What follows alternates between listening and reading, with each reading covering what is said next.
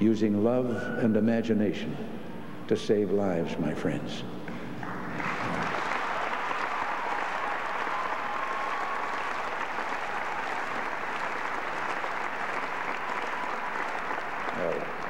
It's clear that you agree that that is the answer. Then there's the battle against drug abuse. I don't have to say much here because Nancy said it all last evening.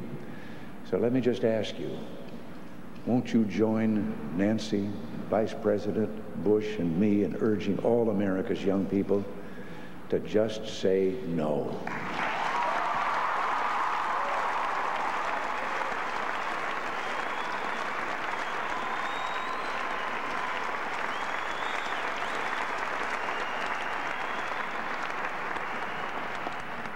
Then there's an issue you're not too young to begin thinking about, even now, a restoration of the American family.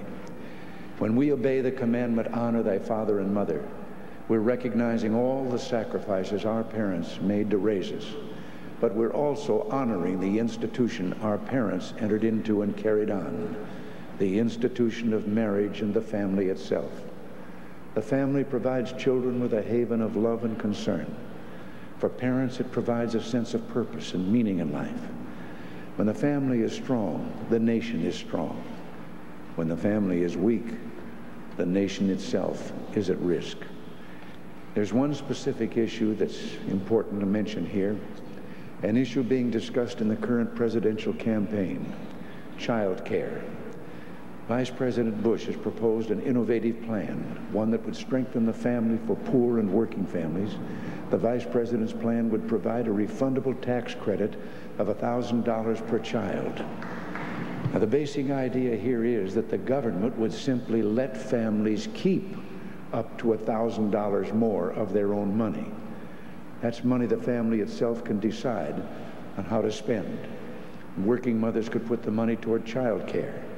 But by giving each family this tax credit, the Vice President's plan would also permit thousands of mothers to choose to stay home with their children.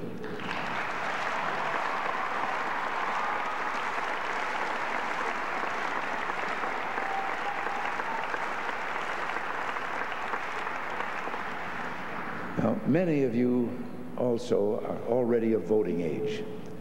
And so in the name of the family itself, I urge you to join me in doing your part in local, state, and national politics. And with regard to voting, I like to paraphrase Will Rogers.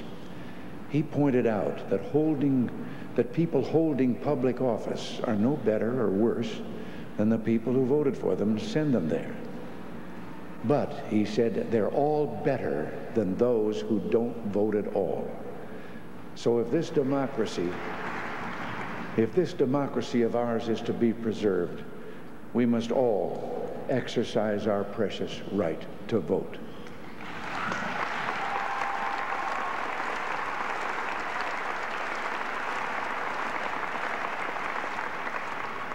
And finally, in this age when electronics beam messages around the globe in a few seconds, we must work to separate half-truths from the whole truth, including the truth about the difference between free and totalitarian societies.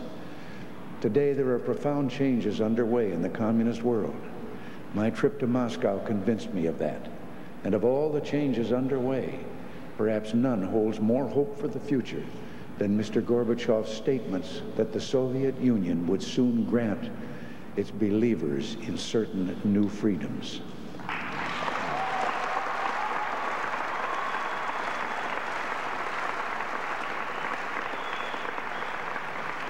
But while we pray for those inside the communist world, we must cherish the freedoms that we already enjoy.